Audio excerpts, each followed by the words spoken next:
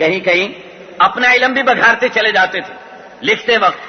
تو ایک کو قرآن پاک کی ضرورت پڑ گئی تو اس نے کہا کہ اس قرآن کا ایک نسخہ مجھے بنا دو, لہذا یہ مجھے لکھ کر کے دے دو. اور اس سے کہہ دیا کہ بھائی وہ جو تم بیچ میں تبدیلیاں کیا کرتے ہو نا, یہ اللہ کا کلام ہے, اس میں کوئی رد و بدل نہ کرنا کبھی بھی. وہ کہنے لگا توبہ توبہ, خدا کے کلام میں کون رد و بدل کرے گا, میں ایسی حرکت کبھی نہیں کر سکتا. اچھی بات ہے, لکھ دیجیے. جب وہ لینے کے لیے آیا تو کہنے لگا جی تیار ہے, لے لیجیے. وہ لینے کے بھائی کوئی اس میں حرکت تو نہیں کی, کہنے لگا جی نہیں کوئی حرکت نہیں کی. پھر بھی بھائی کوئی ایسی بات تو اس کے اندر کوئی تبدیلی تو نہیں کر ڈالی. کہنے لگا جی بعض مقامات پہ انتہائی ضروری ہو گیا تھا, اس لیے مجھے مجبوراً بدلنا پڑا. اس نے کہا بھی وہ کیا بات ہو گئی تھی ایسی ضروری جو تمہیں بدلنی پڑی؟ کہنے لگے جی اس میں لکھا تھا وعصا آدم, حالانکہ عصا تو موسیٰ کا تھا, لہذا میں نے آدم کا نام کاٹ کر کے موسیٰ لکھ دیا وہاں پر. اس نے کہا اور کوئی تبدیلی تو نہیں کی؟ کہنے لگے جی اس میں لکھا تھا خر موسیٰ, حالانکہ خر تو عیسیٰ کا تھا. خر گدھے کو کہتے ہیں نا, عیسیٰ علیہ السلام کی سواری گدھا تھی. کہنے لگا کہ خر موسیٰ لکھا ہوا تھا قرآن میں, حالانکہ خر تو عیسیٰ کا تھا, لہذا میں نے موسیٰ کا نام کاٹ کے وہاں پر عیسیٰ لکھ دیا. اس نے کہا اور تو کوئی تبدیلی نہیں کی اس کے اندر تو نے؟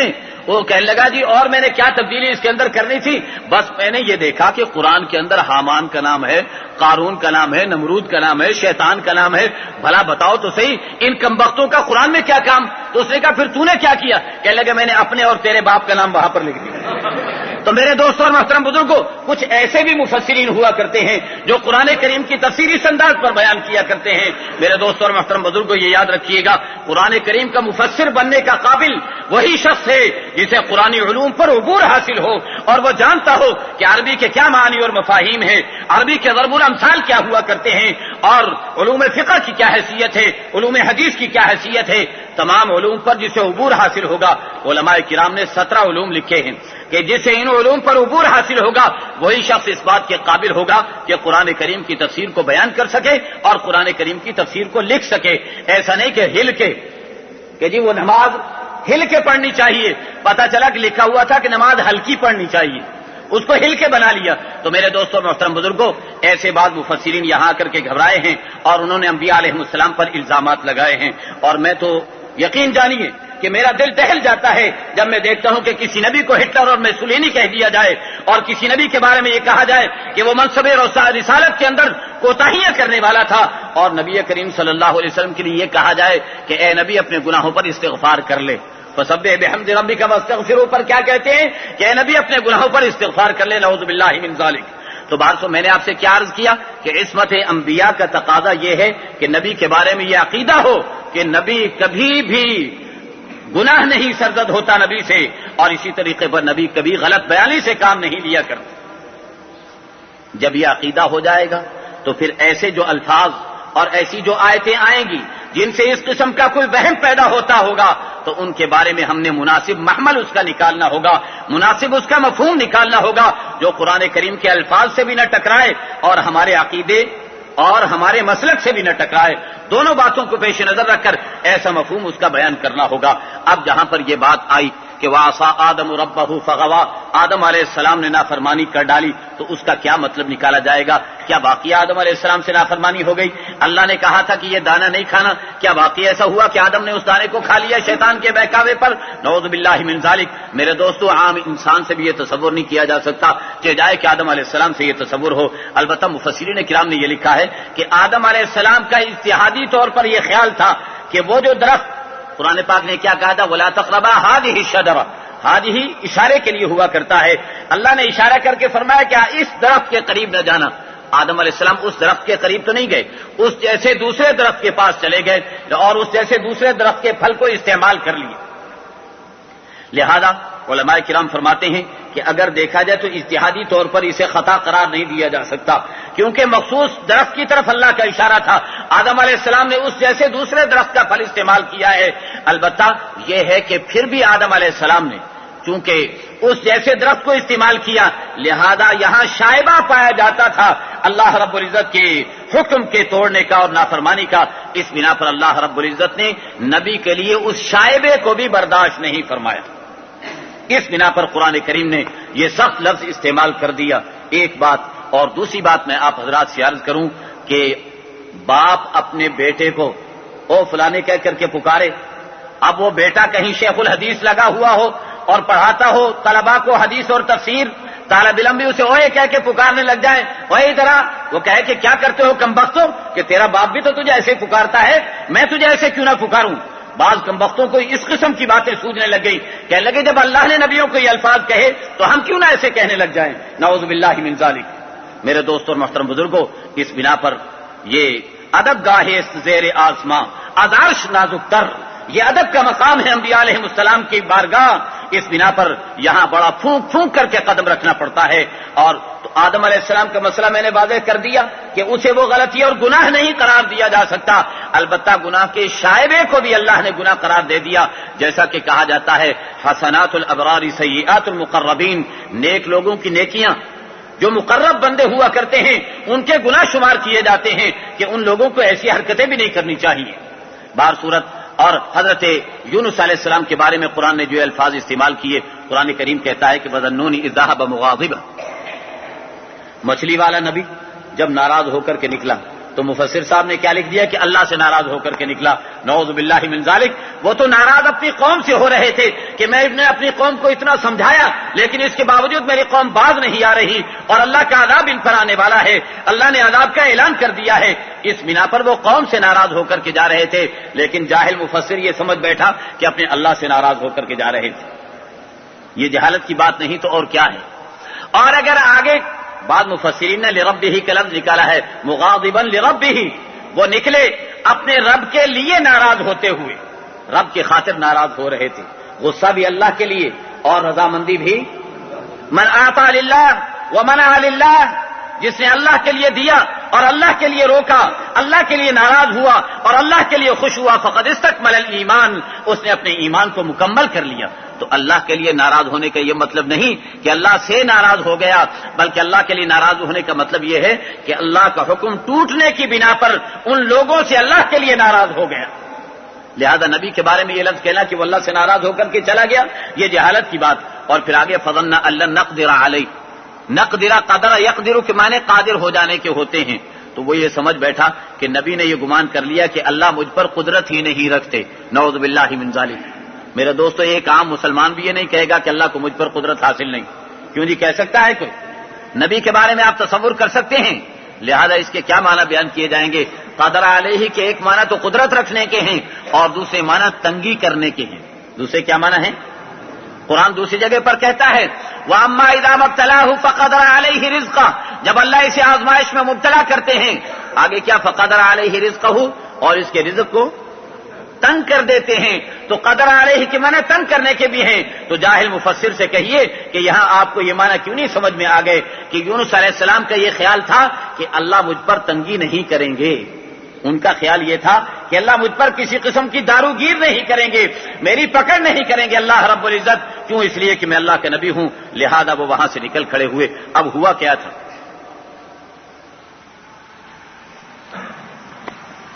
وہ بیچارے نے لکھا ہے کہ یونس علیہ السلام کی مثال اس جلد باز فاتح جیسی تھی، جلد باز فاتح جو جلدی جلدی فتح کر کے آگے نکلتا چلا جاتا ہے اور پیچھے کھلا میدان چھوڑتا چلا جاتا ہے تاکہ پیچھے بغاوت اٹھتی چلی جاتی۔ حالانکہ میرے دوست اور محترم بزرگوں، یونس علیہ السلام کا یہ مسئلہ نہیں، مسئلہ کیا ہوا تھا؟ قوم کو انہوں نے آ کر کے سمجھایا، قوم نہیں مانی، تو اللہ نے کہہ دیا کہ 3 دن کے اندر اندر عذاب آنے والا ہے۔ یونس علیہ السلام کو حکم ہو گیا کہ آپ چلے جائیں، جیسے اور انبیاء علیہ السلام کو جانے کا حکم دے دیا جاتا تھا۔ یونس علیہ السلام نکل کر کے چلے گئے، لیکن ان لوگوں نے رونا دھونا شروع کر دیا، اکٹھے ہو گئے، چلانے لگے، معافیاں مانگنے لگے، توبہ استغفار اس قدر کیا کہ اللہ کو وہ پسند آ گیا، اللہ نے ان کی توبہ قبول فرما کر کے عذاب کو واپس اٹھا لیا۔ جب عذاب کو واپس اٹھا لیا، اب یونس علیہ السلام نے سوچا کہ اگر میں لوٹ کر کے چلا گیا وہاں پر قوم کے پاس، تو قوم والے جو ہیں مجھے جھوٹا قرار دیں گے، کہیں گے تو نے کہا تھا کہ عذاب آئے گا، عذاب آئے گا، وہ عذاب تو آیا نہیں۔ اس بنا پر یونس علیہ السلام بجائے واپس آنے کے دوسری طرف روانہ ہو گئے۔ بس یہ جو یونس علیہ السلام نے سفر ہجرت کا ارادہ کر لیا، یہ نہیں کہ اللہ کے کہے بغیر مستقر کو چھوڑ دیا، یہ وہ جاہل مفسرین کی بات ہے کہ وہ کہتے ہیں کہ اللہ، حالانکہ قرآن نے کہیں نہیں کہا کہ یونس علیہ السلام اللہ کے کہے بغیر وہاں سے چھوڑ کر کے نکل گئے، یہ اپنی طرف سے بات بنا کر یونس علیہ السلام پر الزام لگایا گیا ہے۔ میرے دوستو، کتنی بڑی جرأت کی بات ہے ایک نبی پر اپنی طرف سے بات گھڑ کر کے لگا دینا، جس کی کوئی دلیل نہیں، نہ قرآن کے اندر نہ احادیث طیبہ کے اندر، اپنی طرف سے لفظ نکال کر نبی کے نام پر لگا دیا، یہ بہت بڑی جرأت کی بات ہے۔ اللہ ایسی جرأت سے مرنے سے پہلے پہلے توبہ کرنے کی توفیق عطا فرما دے۔ میرے دوستو، اب ہوا کیا کہ یونس علیہ السلام کو کیا ہوا، وہاں سے جب قوم کو سمجھایا نہیں مانے تو اللہ نے کہہ دیا عذاب آنے والا ہے، آپ تشریف لے جائیے۔ سارے نبیوں کے ساتھ یہی معاملہ ہوتا تھا، جب عذاب آنے والا ہوتا تو نبی سے کہا جاتا کہ آپ چلے جائیے، لہذا تشریف لے گئے۔ اب واپسی کا مسئلہ تھا، ادھر واپس آنے کا۔ یونس علیہ السلام آگے ہجرت کر کے نکل کھڑے ہوئے، اور ہجرت کے بارے میں ابھی حکم نہیں آیا تھا کہ آپ نے آگے چلنا ہے، اور اسی بات پر اللہ رب العزت کی طرف سے تنبیہ کے طور پر وہاں کشتی میں بیٹھے، کشتی والوں نے قرآن اندازی کر کے پانی میں ڈالا، اور پانی میں مچھلی نے نکلا، اور مچھلی نے نکلنے کے بعد یونس علیہ السلام کو 40 دن تک پیٹ میں رکھا۔ فلبث فی السجن للبث فی بطنہ الی یوم یبعثون فلولا انه كان من المسبحين للبث في بطنه الى يوم يبعثون۔ اگر یونس علیہ السلام مچھلی کے پیٹ میں اللہ کی تسبیح بیان نہ کرتے تو قیامت تک مچھلی کے پیٹ میں پڑے رہتے، لیکن مچھلی کے پیٹ میں جانے کے بعد کیا کیا، فنادا فی الظلمات، وہ اندر پانی کا اندھیرا، پیٹ کا اندھیرا، اور پھر اس کے بعد جھلیاں اوپر، اس کا اندھیرا، اور ان اندھیروں کے اندر کیا کیا، فنادا فی الظلمات اللہ الہ الا انت، ان اندھیریوں کے اندر چلا اٹھے اور پکار اٹھے کہ لا الہ الا انت، اے اللہ تیرے سوا کوئی معبود نہیں، سبحانک تو پاک ہے، انی کنت من الظالمین، میں ہی بے محل کام کرنے والا تھا۔ اور آگے کیا فرمایا، فاستجبنا له ونجیناہ من الغم، اللہ فرماتے ہیں کہ ہم نے ان کی دعا کو قبول کر لیا اور انہیں غم سے ہم نے نجات عطا فرما دی، اور یہ ہمارا اصول ہے کذالک ننجی المؤمنین، ایسے ہی ایمان والوں کو ہم نجات عطا فرمایا کرتے ہیں۔ تو میرے دوستو، اس طریقے پر ہر نبی کے واقعات میں، ہر نبی کے بارے میں جہاں جہاں پر قرآن کریم نے اس قسم کے الفاظ استعمال کیے ہیں، عقیدے کو پیش نظر رکھتے ہوئے اور قرآنی الفاظ کو پیش نظر رکھتے ہوئے ایسی درمیانی راہ نکالی جا سکتی ہے جہاں نبی کا ادب و احترام بھی ملحوظ رہے، قرآن پاک کی الفاظ بھی اپنی جگہ پر برقرار رہیں، اور ہمارا عقیدہ بھی اپنی جگہ پر برقرار رہے۔ اللہ ہمیں یہ سمجھ نصیب فرما دے۔ اللہ رب العزت نے یہ دولت اکابر علماء اہل سنت کے کھاتے میں رکھی ہوئی ہے کہ وہ لوگ تمام آداب کی رعایت کرتے ہوئے اور پھر قرآن کریم کی تفسیر کرنے کے لیے بیٹھتے ہیں، تفسیر پڑھیں گے، بعض ایسے مفسر ہوں گے ان کی تفسیر آپ پڑھتے چلے جائیں گے اور آپ کے اندر سرکشی کا مادہ پیدا ہوتا چلا جائے گا، اور بعض ایسے مفسر کہ ان کی تفسیر پڑھتے چلے جائیں گے، تواضع انکساری آپ کے اندر پیدا ہوتی چلی جائے گی۔ یہ لکھنے والے کا کمال ہے، جو اللہ توفیق عطا فرما دے وہی ہوا کرتا ہے۔ اللہ ہم سب کو انبیاء علیہ السلام کے جناب میں ادب و احترام نصیب فرما دے۔ مزید تفصیل کی گنجائش اور موقع نہیں، اس بنا پر آگے بڑھ رہا ہوں، 5 منٹ اور اگلی پوری سورت۔ اس سے پہلے تھوڑی سی باتیں یہاں پر، قرآن کریم کیا کہتا ہے، ان هذه امتکم امۃ واحدہ وانا ربکم فاعبدون۔ قرآن اعلان کر رہا ہے، امت کی وحدت کا اعلان کر رہا ہے، امت کے اتفاق و اتحاد کا اعلان کر رہا ہے۔ ان هذه امتکم امۃ واحدہ، یہ آپ کی امت جو ہے وہ ایک ہی امت ہے۔ اس سے معلوم ہوا کہ ساری امت متحد امت ہے، لہذا امت کے اندر اختلاف و انتشار قرآن کو پسندیدہ نہیں ہے۔ اور میں آپ حضرات کو بتا چکا کہ جب تک ہمارے نام برقرار رہیں گے فرقہ وارانہ، اس وقت تک اتحاد نہیں، منافقت رہے گی۔ ناموں کو ختم کر ڈالو، فرقہ وارانہ ناموں کو، اللہ کی قسم آپس میں اتفاق و اتحاد پیدا ہو جائے گا۔ بڑا آسان راستہ اور آسان طریقہ ہے۔ آگے قرآن کریم کہتا فمن یعمل من الصالحات وهو مؤمن فلا کفران لسعیہ، جس نے اعمال صالحہ کیے اور ایمان کی حالت میں رہا تو فلا کفران لسعیہ، اللہ اس کی محنت اور جد و جہد کو رائے گاہ نہیں جانے دیں گے، اور جب کل قیامت کے دن اللہ کے ہاں لکھ لیا جائے گا اور اللہ کے ہاں اس پر اجر و ثواب عطا فرمایا جائے گا۔ آگے کچھ یاجوج و ماجوج کا تذکرہ اور پھر قیامت کا تذکرہ، اور یہ بتایا جا رہا ہے کہ انکم وما تعبدون من دون اللہ حسب جہنم، تم بھی اور جنہیں تم پرستش کرتے ہو وہ بھی سارے کے سارے جہنم کا ایندھن بننے والے ہیں، اور تم سب نے جہنم پر پہنچ کر کے رہنا ہے۔ اس سے معلوم ہوا کہ معبودان باطل بھی کل قیامت کے دن جہنم کے اندر جا رہے ہوں گے۔ البتہ ایک اعتراض یہاں پر یہ ہو جاتا ہے کہ عیسیٰ علیہ السلام کو بھی تو لوگ پوج رہے تھے، ان کا کیا بنے گا؟ قرآن کہتا ہے ان الذین سبقت لهم من الحسنى اولئک عنها مبعدون، ان معبودان میں جنہیں لوگوں نے اپنے معبود بنا رکھا ہوگا، جو باطل ہیں وہ تو باطل ہیں، جو ان میں نیکوکار ہیں ان کے لیے اللہ نے اعلان کر رکھا ہے کہ ان الذین سبقت لهم من الحسنى اولئک عنها مبعدون، جن کے لیے اللہ کی طرف سے جنت کا فیصلہ ہو چکا ہے انہیں جہنم سے دور رکھا جائے گا۔ لا يسمعون حسیسها، وہ جہنم کی آہٹ تک نہیں سنیں گے، وهم فيما اشتهت انفسهم خالدون، اور جو کچھ ان کے دل چاہیں گے اس کے اندر وہ ہمیشہ ہمیشہ رہنے والے ہوں گے۔ آگے قرآن کریم نے نبی کریم صلی اللہ علیہ وسلم کے رحمت للعالمین ہونے کا اعلان کیا، اور حضور صلی اللہ علیہ وسلم کے بارے میں یہ اعلان کیا ہے کہ حضور صلی اللہ علیہ وسلم پر وحی اترتی ہے، لہذا تم سب اس پر ایمان قبول کر لو. لیکن قرآن کریم یہ کہتا ہے کہ آپ ان سے کہہ دیجئے کہ فیصلہ تو اللہ نے ہی کرنا ہے. وربنا الرحمن المستعان علی ما تصفون، اور اللہ ہی ہماری مدد کرنے والے ہیں اس پر جو کہ تم وصف بیان کرتے ہو. آگے سورۃ الحج شروع ہو رہی ہے. سورۃ الحج مدنی سورت ہے. ابتدا قیامت کے ہولناک منظر سے ہو رہی ہے. اتقوا ربکم، دنیا والوں اے لوگو اپنے رب سے ڈرو. ان زلزلۃ الساعۃ شیء عظیم، یاد رکھنا قیامت کا جھٹکا بہت بڑی چیز ہے. اس جھٹکے میں کیا ہوگا؟ یوم ترونھا تذہل کل مرضعۃ عما ارضعت، دودھ پلانے والی اپنے دودھ پلائے جانے والے بچے کو بھلا بیٹھے گی، اسے اپنا بچہ بھی یاد نہیں رہے گا. وتضع كل ذات حمل حملها، اور ہر حمل والی اپنے حمل گرا ڈالے گی، ڈر کے مارے خوف کے مارے ان کے حمل گر جائیں گے. وترى الناس سکارا، اور تو دیکھے گا کہ لوگ مدہوش ہو رہے ہیں. وما هم بسکارا ولكن عذاب الله شدید، یہ مدہوش نہیں، ان پہ کوئی نشہ نہیں، بلکہ اللہ کے عذاب کے اثرات ہیں کہ لوگ اپنے ہوش و حواس کھوتے چلے جا رہے ہیں. اللہ ایسے دن میں ہماری مدد فرمائیں اور اس ہولناکی سے ہماری حفاظت فرما لیں. آگے قرآن کریم نے انسان کی پیدائش کے مختلف مراحل کو ذکر فرمایا ہے. اسے انشاءاللہ کل بیان کروں گا. سورۃ المؤمنون کی ابتدا میں قرآن کریم انسان کی تخلیق کے جو مختلف مراحل ہیں اس کا تذکرہ کل ہوگا انشاءاللہ العزیز. آگے اس کے بعد قرآن کریم یہ بتاتا ہے کہ بعد ایسے بھی انسان من یعبد اللہ علی حرف، کنارے پر اللہ کی عبادت کرتے ہیں. کنارے پر عبادت کرنے کا کیا مطلب ہے؟ ان کا ایمان ڈاواڈول ہے، ڈھل مل یقین ہوتے ہیں. کیا ہوتا ہے ان کو؟ ان اصابہ خیر اطمأن بھی، اگر تو نے کوئی فائدہ پہنچ گیا، نماز پڑھی اور نماز پڑھنے سے دکان کے اندر کوئی بہت سارا نفع آ گیا تو اب تو بڑے مطمئن، ہاں بھئی ہمارا اللہ بڑا جی، اللہ کا بڑا فضل و کرم ہے. اور جہاں دیکھا کہ نماز پڑھی اور ہاتھ سے کچھ نکل گیا تو وہ نماز بھی چھوڑ کے بیٹھ گئے. وہ کسی کو شوق آ گیا تھا نماز پڑھنے کا، ادھر اللہ کی طرف سے آزمائش بھی آیا کرتی ہے، وہ ادھر نماز پڑھنے لگا، ادھر اس کے جانور مرنے لگے. تو دیکھا وہ ایک رہ گئی، ایک بچڑی باقی رہ گئی، تو اس نے نماز چھوڑ دی. ایک دن بیٹھا ہوا تھا، وہ اسی نماز چھوڑ دی کہ تو سارے مرتے چلے جا رہے ہیں، اس نے نماز چھوڑ دی. وہ ایک بچڑی رہتی تھی، ایک دن وہ بھی بدک رہی اچھل رہی تھی، تو کہنے لگا 2 رکعت کی مارنی اور بدک رہی دیکھ کیسے. تو میرے دوستو یہ یاد رکھنا، بعض لوگوں کی عادت ہوا کرتی ہے کہ اللہ کا حکم پورا کریں تو وہ نقطہ نقدی سامنے کچھ دیکھنا چاہتے ہیں کہ ہمیں کچھ نظر آئے، اگر ملا تو مطمئن ہو گئے اور نہیں ملا تو چھوڑ چھاڑ کر کے بیٹھ گئے. قرآن کہتا ہے کہ بعض ایسے بھی انسان ہے کہ ان اصابہ خیر اطمأن بھی، جب اسے کوئی بھلائی پہنچتی ہے تو اطمینان کر کے بیٹھ جاتا ہے. وَإِنْ أَصَابَتْهُ فِتْنَةٌ انقلب علی وجہہ، اور اگر کوئی آزمائش آ گئی تو پھر چھوڑ چھاڑ کر کے پیچھے ہٹ جاتا ہے. قرآن کہتا ہے خسر الدنیا والآخرہ، اس نے تو دنیا بھی تباہ کر دی اور آخرت بھی تباہ کر ڈالی. ذالک هو الخسران المبین، یہی ہے بڑی گمراہی. آگے قرآن کریم نے کچھ اور واقعات کو ذکر فرمایا، ان سے اختصار کر رہا ہوں.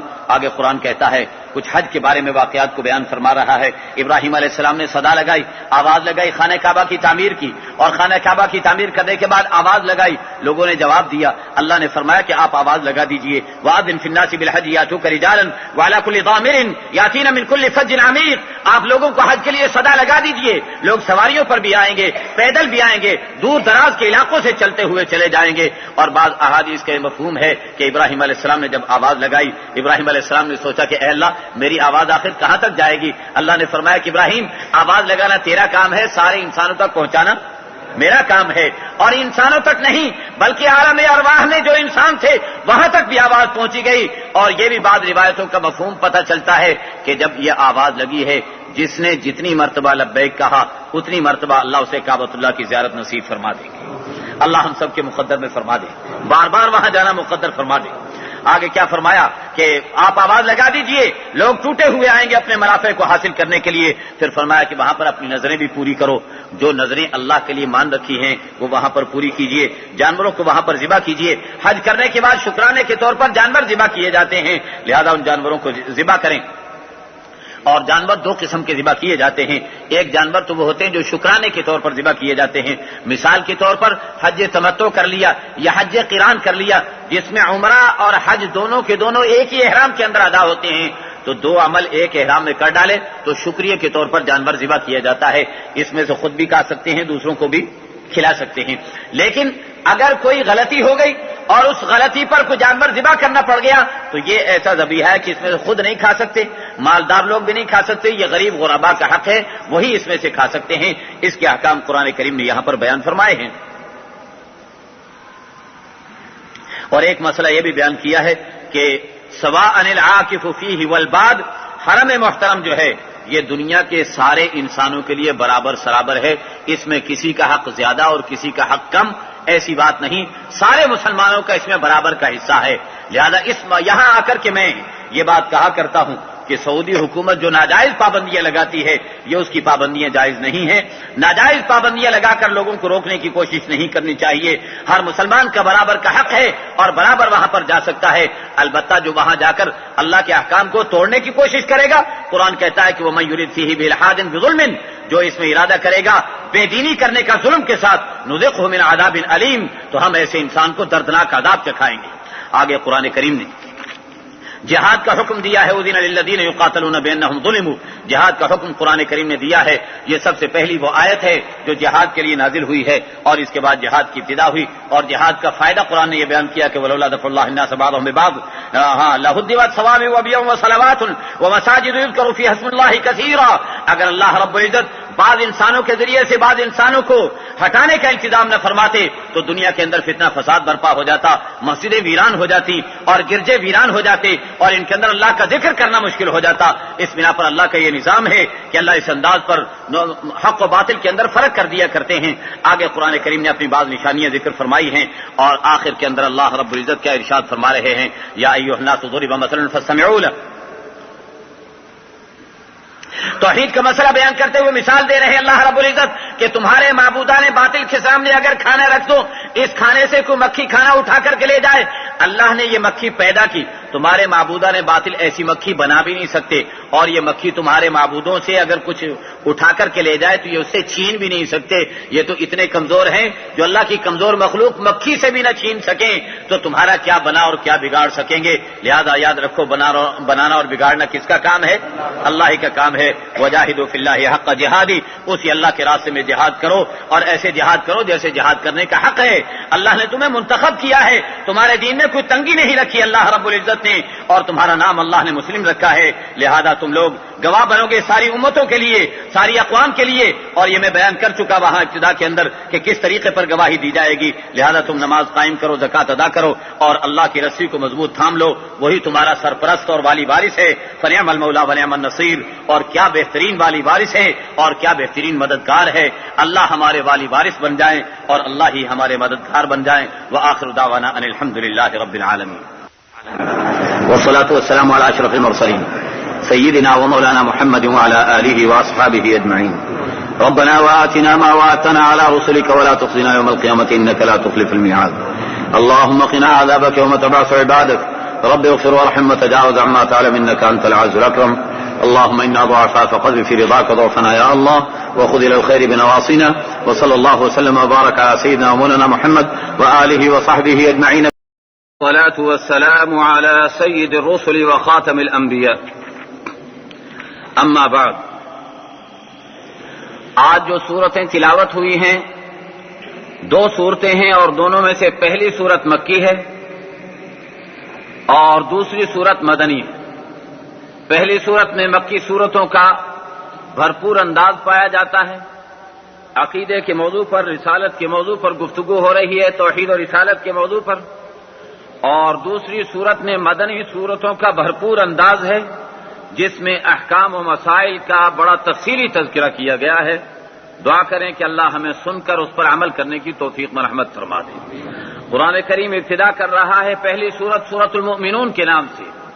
المؤمنون اس صورت کا نام رکھا گیا ہے کیونکہ اس صورت کی ابتدا ہی مؤمنوں کی صفات سے کی جا رہی ہے کہ ایمان والوں کے اندر کون سی صفات ہونی چاہیے، کن صفات کے حامل ایمان والے ہوا کرتے ہیں۔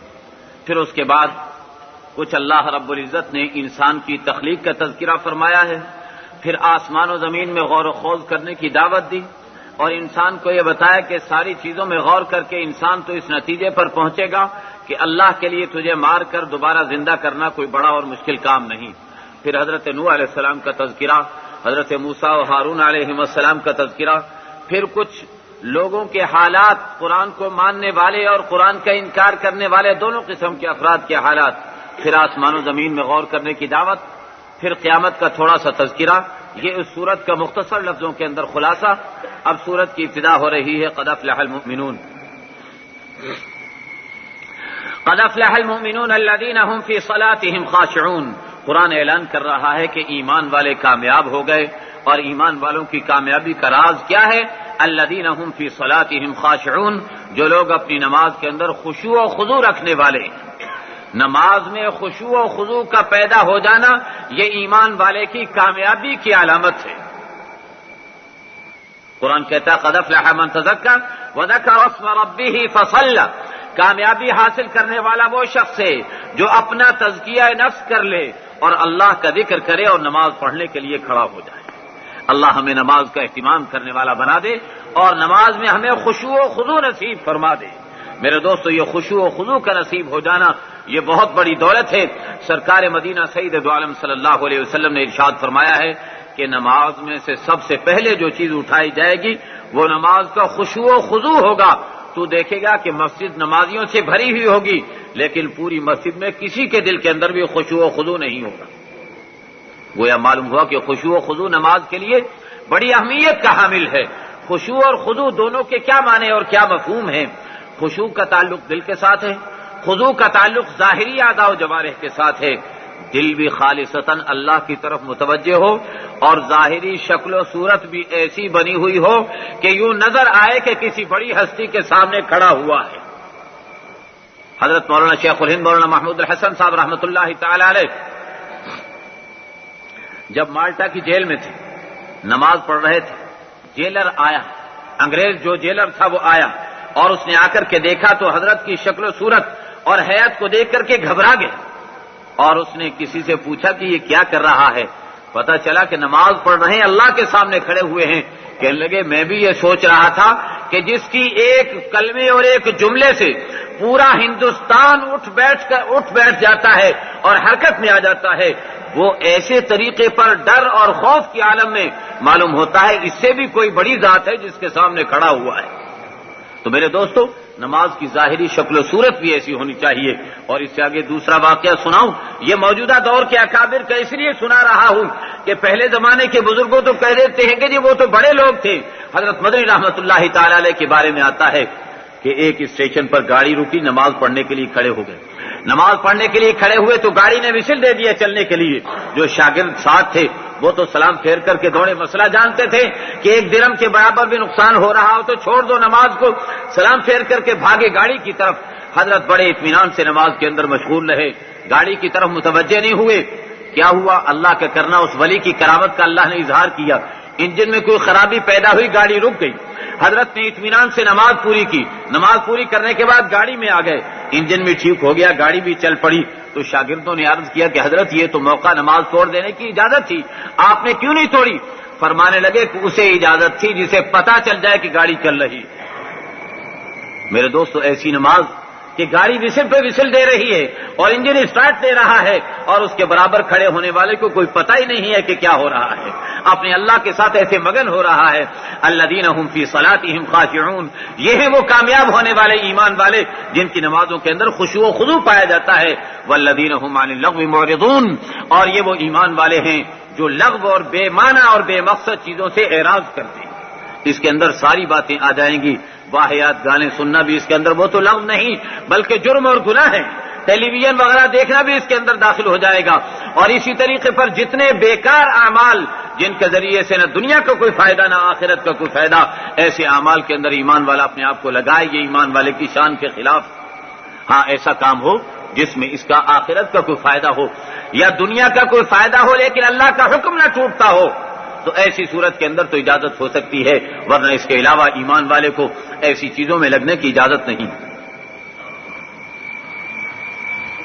والذین هم للزکاة فاعلون، زکات ادا کرنے والے. والذین هم لفروجهم حافظون، اپنی شرمگاہوں کی حفاظت کرنے والے ہیں. الا علی ازواجهم وما ملکت ایمانهم فانهم غیر ملومین، ہاں بیویوں کے ساتھ ملاقات کر سکتے ہیں اور اسی طریقے پر اپنی بانیوں کے ساتھ مل سکتے ہیں. ایسی صورت میں انہیں کوئی ملامت نہیں کی جائے گی، یعنی بیویوں سے ملنا جائز ہے.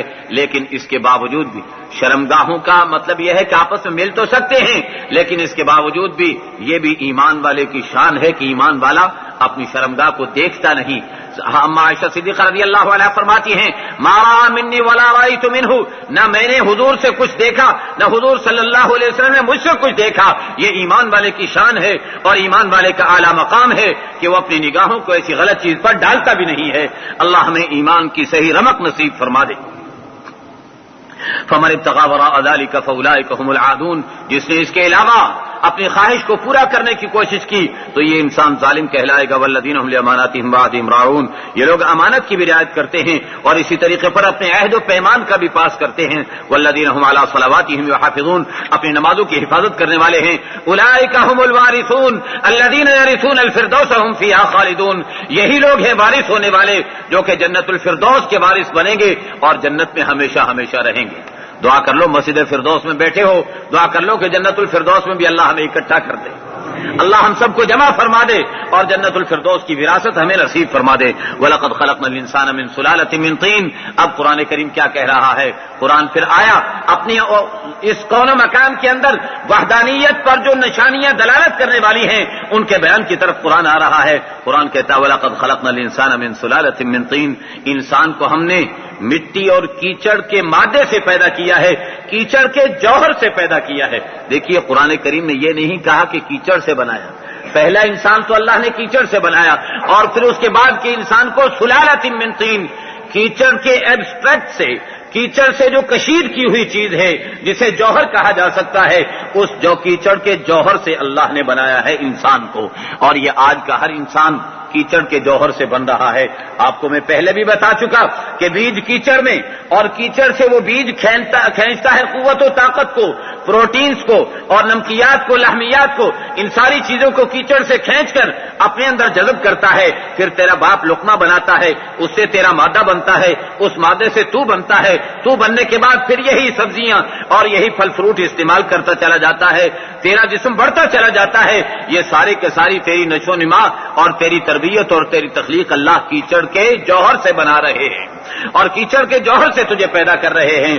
اور آگے قرآن کیا کہتا ہے؟ ثم جعلناہ نطفۃ فی قرار مکین ثم خلقنا النطفۃ علقۃ. ہاں، جماؤ والی جگہ پر تجھے نطفہ بنا کر کے اللہ نے رکھ دیا. اب وہ چاہے باپ کا سینہ، ہاں باپ کا صلب ہو، باپ کی کمر ہو، پشت ہو، اور ماں کا سینہ ہو، کیونکہ ماں کے سینے سے اور باپ کی پشت سے جوہر کھینچتا ہے. اگرچہ سارے جسم سے آتا ہے لیکن زیادہ حصہ ان مقامات سے جس کی طرف میں نے اشارہ کیا.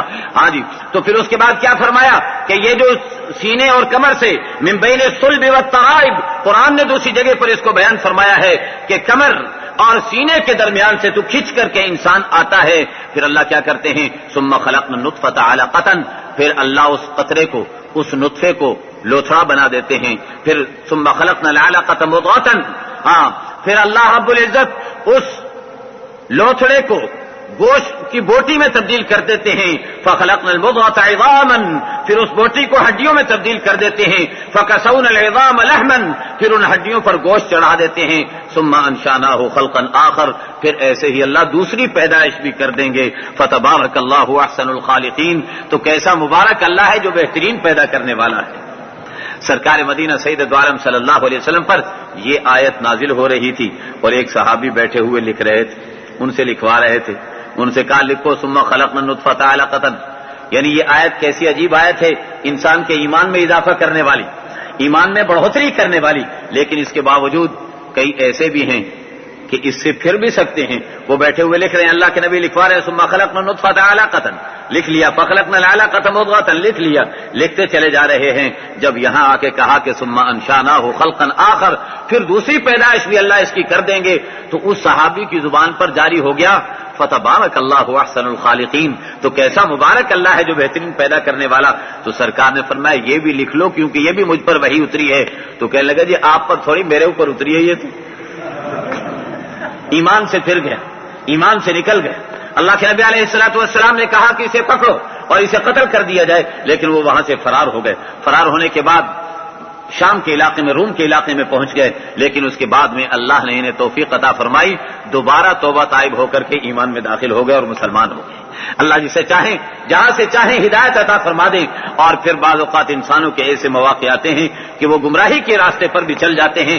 اس سے یہ بھی معلوم ہوا کہ قرآن کی آیتوں سے ہی انسان گمراہ بھی ہو جایا کرتا ہے. اللہ ہمیں ہدایت نصیب فرما دے۔ یہاں ایک اور بات میں عرض کروں گا،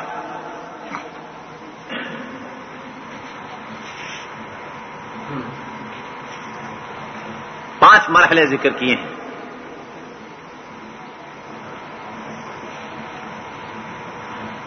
حدیث شریف میں آتا ہے کہ 4 مہینے کے بعد انسان کے اندر روح پڑنی شروع ہوتی ہے، اور روح پڑنی شروع ہوتی ہے، اور انسان کی جو تخلیق اور پیدائش ہے، ڈاکٹر حضرات بتاتے ہیں کہ 40 دن کا بڑا عجیب تعلق اس کے ساتھ رکھا گیا ہے۔ ہر 40 دن کے اندر اس کے اندر یہ تغیر و تبدل جتنا بتایا گیا ہے، ہر 40 دن کے اندر اس کے اندر یہ تغیر و تبدل آتا چلا جاتا ہے۔ اور پھر قرآن کریم کیا بتاتا ہے کہ قرآن کریم نے یہ کہا کہ ثم خلقنا النطفۃ علقۃ، پھر نطفے کو ہم نے چپکنے والی چیز بنا دیا۔ ڈاکٹر لوگ یہ بتاتے ہیں کہ یہ نطفہ جب رحم مادر میں جاتا ہے، رحم مادر میں جانے کے بعد جو بویضہ ہوتا ہے، یعنی عورت کا جو مادہ ہے جس سے بچہ پیدا ہوتا ہے، مرد کا مادہ اس سے جا کر کے شامل ہوتا ہے، وہ بویضہ جو ہے مرد کے مادے کو لینے کے بعد رحم سے جا کر کے چپک جاتا ہے۔ قرآن نے کہا کہ علقہ، علقہ کی میں نے چپکنے والی چیز، تو قرآن کریم نے وہ اس کی صحیح نوعیت بیان کی ہے کہ وہ مادہ جو ہے جانے کے بعد رحم کی دیوار سے چپک جاتا ہے، اس لیے قرآن نے اسے علقہ قرار دیا ہے۔ پھر اس کے بعد قرآن کہتا ہے کہ علقہ کو مضغہ میں تبدیل کرتے ہیں، اس کی رنگت بدل جاتی ہے، سرخ رنگت آ جاتی ہے، پھر وہ مضغہ جو ہے وہ ہڈیوں میں تبدیل ہوتا ہے، اور ہڈیوں پر پھر اللہ رب العزت گوشت چڑھا دیتے ہیں۔ اس سلسلے میں عرض کیا کرتا ہوں کہ موجودہ زمانے کے جو ڈاکٹر ہیں، ڈاکٹروں کی یہ تحقیق اور ان لوگوں کی یہ یعنی تحقیق سے انہوں نے یہ ثابت کیا ہے کہ انسان کا جسم جب بننا شروع ہوتا ہے تو انسان کا جو جسم ہے، آپ دیوار کو دیکھتے ہیں، دیوار میں اینٹیں لگی ہوئی آپ کو نظر آتی ہوں گی، یہ جو اس طریقے پر اینٹیں لگی ہوئی نظر آتی ہیں نا، بالکل اسی طریقے پر ہر چیز ایسی اللہ نے بنائی ہے۔ اس کے اندر آپ دیکھیں گے کہ جوڑ چھوٹی چھوٹی اکائیاں اس کے اندر بنی ہوئی ہوں گی۔ اسی طرح سے انسان کے جسم میں بھی چھوٹی چھوٹی اکائیاں ہیں، کھال کی اکائیاں الگ ہیں، ہڈیوں کی اکائیاں الگ ہیں، گوشت کی اکائیاں الگ ہیں۔ انہیں عربی زبان میں خلیہ کہا جاتا ہے اور انگریزی زبان میں سیل کہا جاتا ہے۔ تو یہ سیل چھوٹے چھوٹے بنتے ہیں، پھر ان سیلوں کے اندر ڈویژن ہوتی ہے، تقسیم ہوتی ہے، یہ سیل تقسیم ہوتے چلے جاتے ہیں، سیل تقسیم ہوتے چلے جاتے ہیں، اور انسان کا جسم بنتا چلا جاتا ہے۔ تو گوشت کے سیل الگ ہوتے ہیں، ہڈیوں کے سیل الگ ہوتے ہیں، کھال کے سیل الگ ہوتے ہیں۔ قرآن کہتا پہلے ہڈی بنتی پھر گوشت چڑھتا ہے، اور آج کی سائنس یہ بتاتی ہے کہ انسانی نطفے کے اندر پہلے ہڈیوں کے سیل بنتے ہیں پھر گوشت کے سیل بنتے ہیں۔ تو قرآن کریم نے جس حقیقت کو آج سے 1400 سال پہلے بیان کیا تھا، تمہاری سائنس کو وہ حقیقت آج سمجھ میں آئی کہ پہلے ہڈی کا سیل بنتا ہے پھر گوشت کا سیل بنتا ہے، اور قرآن نے یہ حقیقت آج سے 1400 سال پہلے بیان کر دی تھی۔ قرآن کہتا فتبارک اللہ احسن الخالقین، بھلا وہ اللہ جو خود بنا رہے ہوں وہ کیسے نہیں صحیح بات بتائیں گے، وہ کس انداز پر اس کا بیان ہوگا۔ فرانس کے اندر کچھ 8 یا 9 سائنسدان اکٹھے ہوئے، انہوں نے مطالبہ کیا کہ ہمیں قرآن سمجھایا جائے، ہمیں دین سمجھایا جائے۔ ان کے سامنے قرآن کریم بیان کیا گیا، قرآن حقائق ان کے سامنے لائے گئے، وہ سنتے ہی کلمہ پڑھ کر کے مسلمان ہو گئے۔ ان سے پوچھا گیا کہ کس بات نے تمہیں مسلمان کیا؟ کہنے لگے کہ آج ہمارے پاس اتنے آلات ہیں، اتنی لیبارٹریز ہیں جن کے ذریعے سے ہم تجزیہ کرتے ہیں، تجربات کرتے ہیں، تب جا کر کے ہم ان نتائج پر پہنچے ہیں جن پر محمد عربی اس دور کے اندر جب کوئی آلات نہیں تھے، کوئی لیبارٹری موجود نہیں تھی، اس دور کے اندر جو نتیجہ محمد عربی نے نکالا ہے، آج اتنے عرصے کے بعد، اتنے وسائل کے بعد ہم وہاں تک پہنچ سکے ہیں۔ معلوم ہوتا ہے کہ محمد کا اپنا کلام نہیں، اللہ کا کلام ہے۔ میرے دوست اور محترم بزرگوں، یہ قرآن کریم کی وہ خوبی ہے جسے قرآن کریم ڈنکے کی چوٹ بیان کرتا ہے کہ دنیا والوں، یہ کلام انسان کا کلام نہیں۔ افلا يتدبرون القرآن ولو كان من عند غیر اللہ لوجدوا فيه اختلافا كثيرا، ارے یہ قرآن میں غور کیوں نہیں کرتے؟ اگر یہ اس میں غور کر لیتے تو انہیں نظر آ جاتا اگر اللہ کے سوا کسی اور کا کلام ہوتا تو جا بجا تمہیں اختلافات نظر آتے۔ آج کچھ کہتا، کل کچھ کہتا، قرآن تو ہمیشہ ایک جیسی بات کر رہا ہے، کوئی اختلاف تمہیں نظر نہیں آتا۔ یہ اس بات کی دلیل ہے کہ یہ قرآن اللہ کا کلام ہے، اس خالق کائنات کا کلام ہے۔ آگے قرآن کہتا ہے ثم انکم بعد ذلک لمیتون، پھر تم نے مرنا ہے، ثم انکم یوم القیامت تبعثون، پھر قیامت کے دن تم نے مرنے کے بعد پھر دوبارہ زندہ ہونا ہے۔ اگر تمہیں یقین نہیں آتا تو ذرا غور کر لو، وانزلنا من السماء ماء بقدر فاسکناہ فی الارض وانا علی ذہاب بہ لقادرون، ارے انسانوں، آسمان سے ہم ایک اندازے کے مطابق پانی اتارتے ہیں، پھر اسے زمین کے اندر ہم ٹھہرا دیتے ہیں، اگر ہم چاہتے تو اس پانی کو ہم غائب بھی کر سکتے تھے۔ اللہ اس بات پہ قادر کہ پانی کو غائب کر دیں، لیکن انسان دیکھ اللہ نے تیرے لیے کیسا نظام بنایا ہوا ہے۔ اس پانی کا نظام بڑا عجیب خدا نے بنا رکھا ہے۔ میرے دوستوں اور محترم بزرگوں، پانی، پہلی بات تو اللہ نے پانی حفاظت کرنے کے لیے سمندروں کے اندر رکھا ہوا ہے، یہ محفوظ پانی ہے، یہ اسٹور کیا ہوا ذخیرہ ہے انسان کے لیے، لیکن اس کے اندر گندگی، غلاظتیں، جانور مرتے ہیں، تو اس لیے پانی کو سڑنے سے محفوظ کرنے کے لیے گندگیاں بھی پانی سمندر میں جاتی ہیں۔ سارا گند تمہارے پورے پاکستان کا اکٹھا ہو کر آخر میں کہاں جا کے پڑتا ہے؟ اسی سمندر کے اندر جا کے پڑتا ہے۔ ہر طرح سے گندگی اور غلاظتیں اس کے اندر جانور مرتے ہیں، کتنے ایکسیڈنٹ ہوتے ہیں، نہ جانے اندر کیا کچھ ہوتا ہے۔ پانی گل سڑ کر کے بدبودار سڑان والا ہو جانا چاہیے تھا، لیکن اللہ نے پانی کو کھارا کر دیا ہے تاکہ وہ گلنے سڑنے سے محفوظ ہو جائے۔ اللہ نے انسان کے لیے ایک تو یہ انتظام کیا، پھر اب اس پانی کو اندر سے نمک نکال کر، سادہ خالص پانی نکال کر کے پینا ہر انسان کے بس کی بات نہیں تھی۔ اللہ نے گرمی کے ذریعے سے انہیں ایواپوریٹ کیا، اس کے بخارات بنائے، اور بخارات بنانے کے بعد آسمانوں پر چڑھایا، آسمانوں پر چڑھانے کے بعد اسے برسا دیا۔ اب انسان وہ جو پانی اللہ نے آسمانوں سے برسایا ہے، برسانے کے بعد اللہ نے اسے پہاڑوں پر برف بنا کر کے جمع کر دیا۔ اگر تیرے پاس پہنچا دیا جاتا، بھلا تو ساری زندگی کا پانی کون سے اسٹور کے اندر جمع کر کے رکھتا، کون سا ٹینکر اپنے ساتھ لگا کر کے لیے پھرتا، ساری زندگی کا پانی تو کیسے لیے پھرتا؟ اللہ نے تیرے حصے کا پانی وہاں پہاڑوں میں برف کی شکل میں جمع کر دیا، پھر تھوڑا تھوڑا پگھلا کر دریاؤں اور نہروں کے ذریعے سے آ رہا ہے، نمکیات پر سے گزرتا ہوا اور کتنی دھاتوں کے اوپر سے گزرتا ہوا، اپنے اندر طاقت اور قوت کو لے کر کے تیرے قریب پہنچتا ہے، تیرے دروازے پر پہنچا کر کے اللہ تیرے لیے یہ نعمت تجھے عطا فرما رہے ہیں۔ اور پھر اللہ نے کیا انتظام فرما رکھا ہے؟ تیری ضرورت کا پانی سامنے نہروں کے اندر موجود، دریاؤں کے اندر موجود، گڑھوں اور کھڈوں کے اندر موجود ہے، لیکن جو تیری ضرورت سے زائد ہے تو فوری طور پر استعمال نہیں کر سکتا، اللہ نے اسے کیا کیا؟ اور زمین کے اندر اتار دیا۔ اور پانی کی سطح اللہ نے، زمین کی سطح اللہ نے ایسی رکھی ہے کہ زمین جذب کرنے والی چیز ہے، ہر چیز کو اپنے اندر جذب کر لیتی ہے اور اپنے اندر اتار لیتی ہے، پانی بھی اندر اترتا ہے۔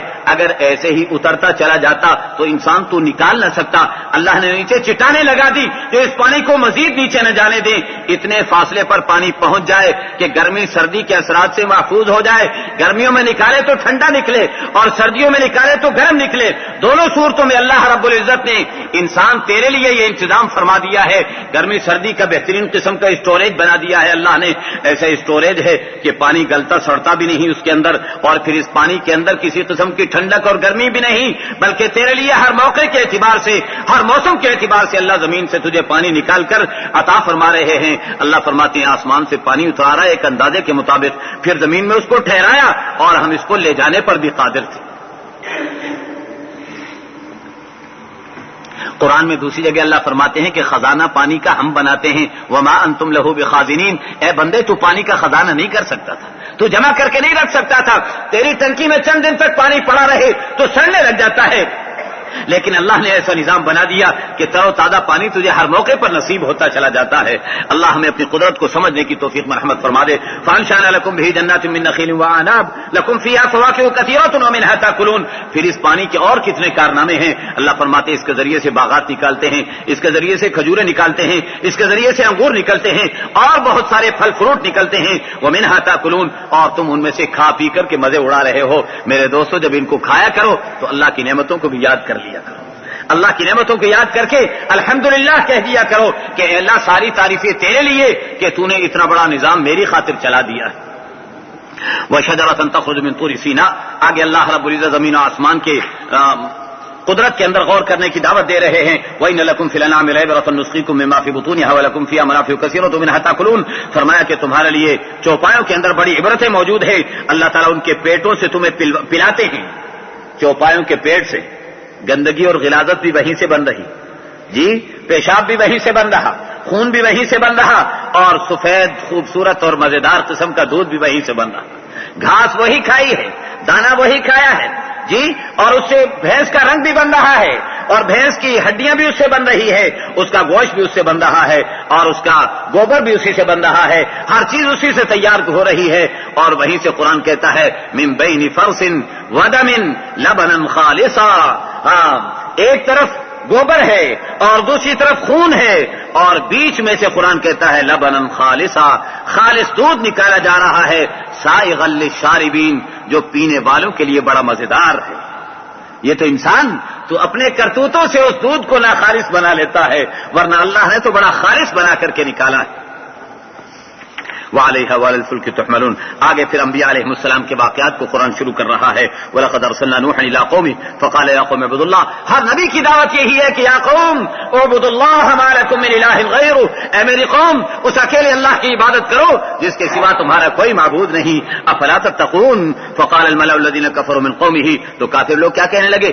ما هذا إلا بشر مثلكم. ارے یہ تو تمہارے جیسا بشر ہے، اس کی کیوں مانتے ہو؟ يريد أن يتفضل عليكم. یہ تو تم پر بڑا بننا چاہتا ہے، اپنی بڑائی جتلانا چاہتا ہے، اس بنا پر تمہیں یہ ساری کی ساری باتیں کر رہا ہے. وَلَوْ شَاءَ اللَّهُ لَأَنزَلَ مَلَائِكَةً. اگر اللہ چاہتے تمہیں ہدایت دینا تو فرشتوں کو اتار دیتے. بھلا یہ بشر تمہارے جیسا، اس کی بات کو ماننے کی کیا ضرورت پڑی؟